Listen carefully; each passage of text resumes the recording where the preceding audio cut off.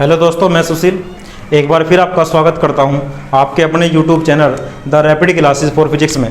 Last video में हमने जाना था कि कोई आवेशित गोलीय कोश अपने निकट कितना क्षेत्र पैदा करता है, इस पर है बात हुई। आज का जो हमारा टॉपिक है वो बड़ा इंटरेस्टिंग है और बहुत ही इंपॉर्टेंट है।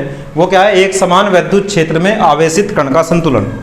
यानी जब कोई आवेशित कण एक समान वैद्युत क्षेत्र में रखा जाता है तो वो संतुलित कब रहेगा।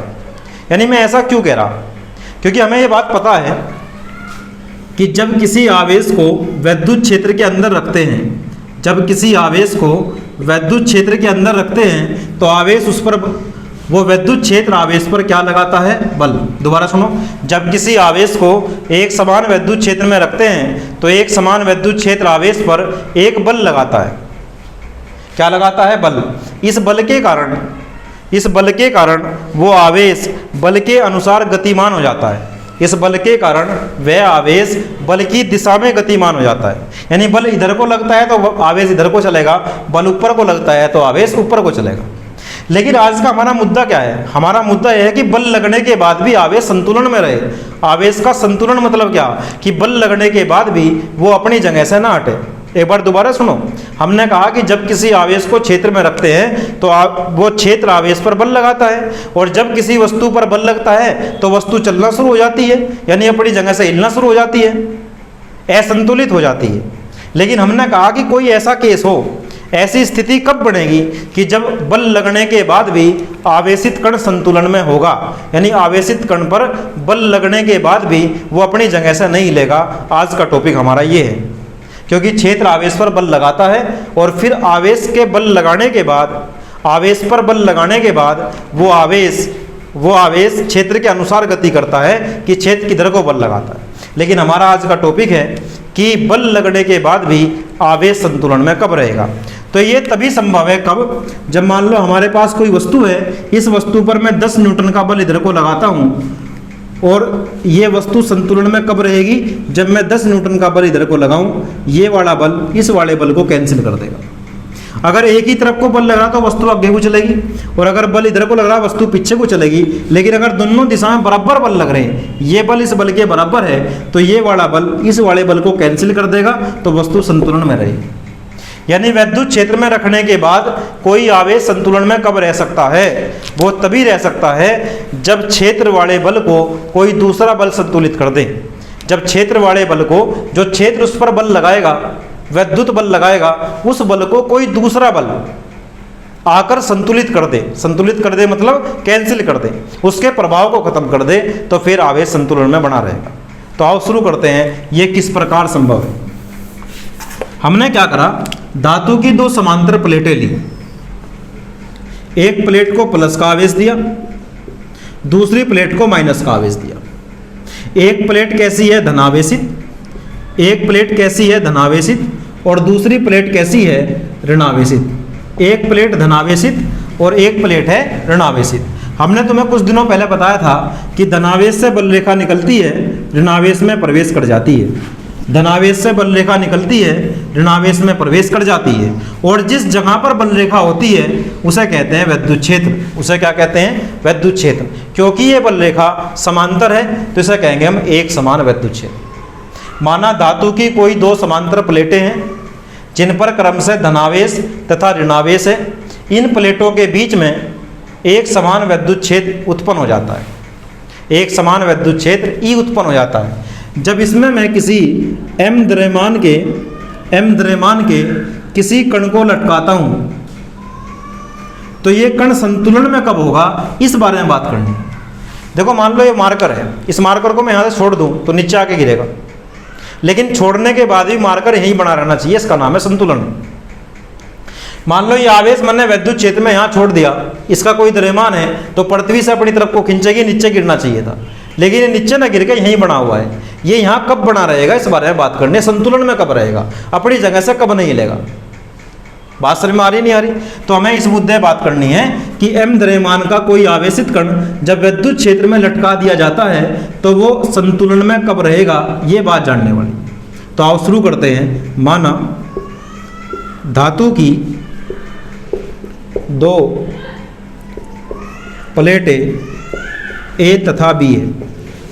जिन पर आवेश क्रम से धन तथा ऋण है, जिन पर आवेश क्रम से धन तथा ऋण है, एक पर धनावेश है एक पर ऋणावेश है। इन प्लेटों के बीच में एक समान वैद्युत क्षेत्र E उत्पन्न हो जाता है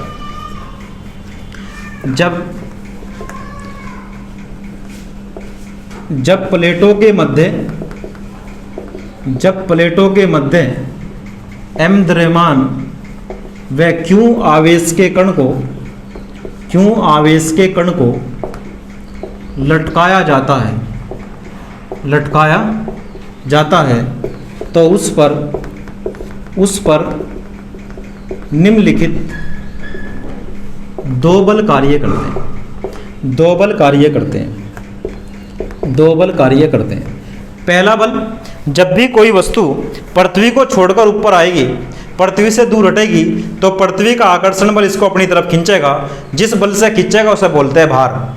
ये बात जीवन में याद कर लो कि जब भी कोई वस्तु पृथ्वी को छोड़कर पृथ्वी से ऊपर आने का प्रयास करती है तो पृथ्वी उसे अपनी तरफ खींचती है। जिस बल से खींचती है उसका नाम गुरुत्वाकर्षण बल है और वो बल भार के बराबर होता है। हमने कहा m द्रव्यमान का कोई कण है, m द्रव्यमान का है ना, प्लेटों के बीच में लटका दिया जाता है। तो जब प्लेटों के बीच में फ्री छोड़ दिया तो पृथ्वी उसे अपनी तरफ खींचेगी, तो सबसे पहला जो बल काम करेगा वो होगा उसका भार mg, उसका भार mg, कण का भार mg। तो सबसे पहले जो बल काम करेगा कण का भार, किसका भार, कण का भार बराबर mg, और दिशा क्या होगी, दिशा होगी नीचे की ओर, दिशा क्या होगी, नीचे की ओर। दूसरा, एक बात जीवन में याद रखना, जब भी कोई आवेशित कण क्षेत्र के अंदर रखते हैं तो क्षेत्र उस पर बल लगाता है। क्षेत्र जितना बल लगाता है उसे हम वैद्युत बल कहते हैं।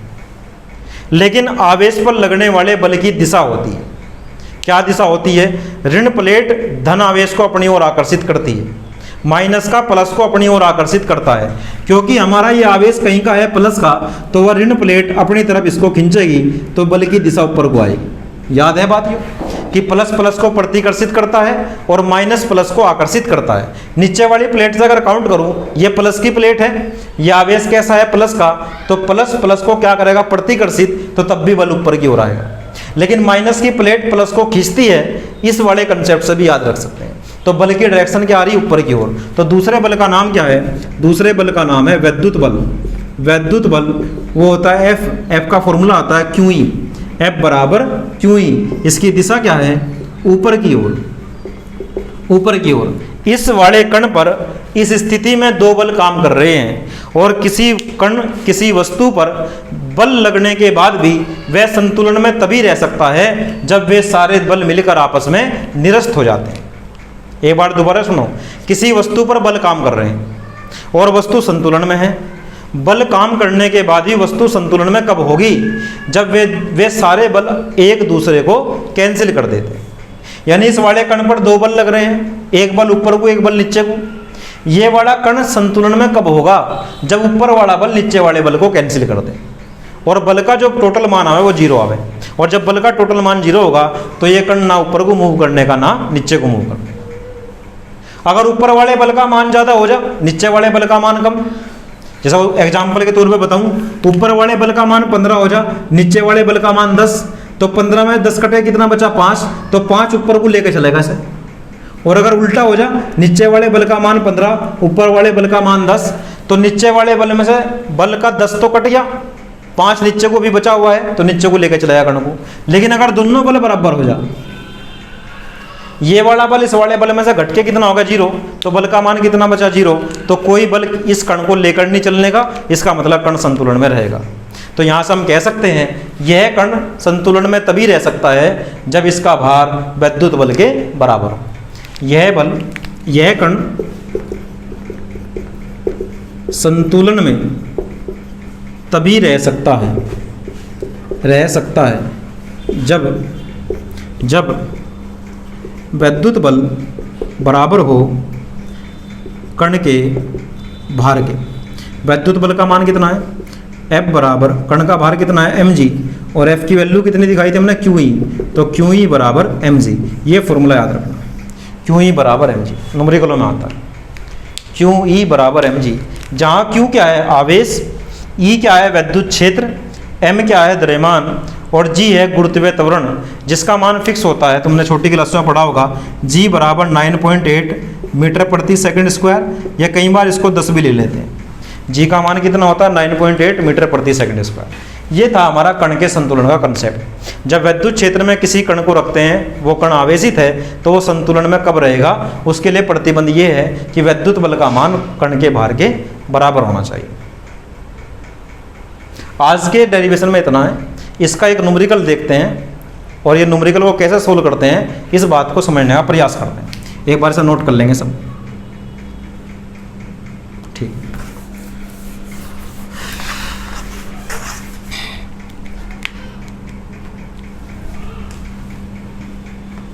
दो किलोग्राम की एक आवेशित गोली जब 4 गुणा 10 की घात 5 न्यूटन प्रति कूलाम के एक समान क्षेत्र में लटकाई जाती है, ये इसका न्यूमेरिकल है इस वाले डेरिवेशन का। तो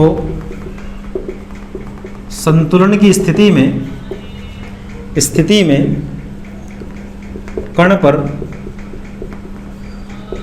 आवेश ज्ञात करो, कण पर आवेश ज्ञात करो। एक बार न्यूमेरिकल को पढ़ो ध्यान से सब बच्चे। क्या कहा हमने कि 2 किलोग्राम की एक आवेशित गोली जब इतने न्यूटन प्रति कूलाम के क्षेत्र में लटकाई जाती है, तो संतुलन की स्थिति में कण का आवेश कितना होगा, कण मतलब गोली का आवेश कितना होगा, गोली पर आवेश ज्ञात करो। मैंने तुम्हें कहा था न्यूमेरिकल करने का तरीका क्या है। न्यूमेरिकल करने का तरीका है, सबसे पहले जो दिया उसको लिखो। क्या दिया, उसने कहा कि 2 किलोग्राम की एक आवेशित गोली, तो किलोग्राम दिया यानी द्रव्यमान दिया, तो हमें क्या ज्ञात है, m बराबर 2 किलोग्राम। इतने क्षेत्र में क्षेत्र मतलब होता है E, 4 गुणा 10 की घात 5 न्यूटन प्रति कूलाम के क्षेत्र में लटकाई जाती है। संतुलन की स्थिति में आवेश ज्ञात करो, Q का मान पूछ रहा है, आवेश मतलब Q का मान ज्ञात करो। अभी थोड़ी देर पहले कंसेप्ट पढ़ा कि संतुलन की स्थिति कब बनेगी। संतुलन की स्थिति के लिए प्रतिबंध है QE बराबर mg। हमको निकालना क्या है, Q का मान, तो Q बराबर होगा दोस्त mg बटे E। ये बात गुणा में है, इधर कहीं में आएगी भाग में। m का मान कितना दिया 2, g का मान कितना होता है 10, और भाई इसका मान कितना दिया E का 4 गुणा 10 की घात 5। बात समझ में आ रही सबको। ये काट दो, इससे 2 दूनी 4, तो संख्या तो आ गई 1/2। घात में चलो, ऊपर घात कितनी है 1, नीचे घात कितनी है 5, तो 1 - 5। बात समझ में आ रही, ओके। Q बराबर 1/2 गुणा 10 की घात, ये घट जाएगा, कितना बचेगा -4। जब 1 को 2 से भाग करेंगे तो 0.5 गुणा 10 की घात -4 कूलाम। ये है हमारा आंसर। इस तरह से इस वाले फॉर्मूले पे बेस न्यूमेरिकलों को हल करते हैं। उसने कहा 2 किलोग्राम की आवेशित गोली, तो m बराबर 2। एक समान क्षेत्र में है तो क्षेत्र का मान दे दिया। संतुलन कहा उसने, तो संतुलन के लिए तो प्रतिबंध ये है ना। संतुलन के लिए प्रतिबंध क्या है, संतुलन के लिए प्रतिबंध ये है, संतुलन के लिए क्या प्रतिबंध है भाई, कि विद्युत बल का मान भार के बराबर होना चाहिए। विद्युत बल मतलब QE बराबर mg। मान रखा, हल करा आंसर। आज की वीडियो में इतना ही काफ़ी है।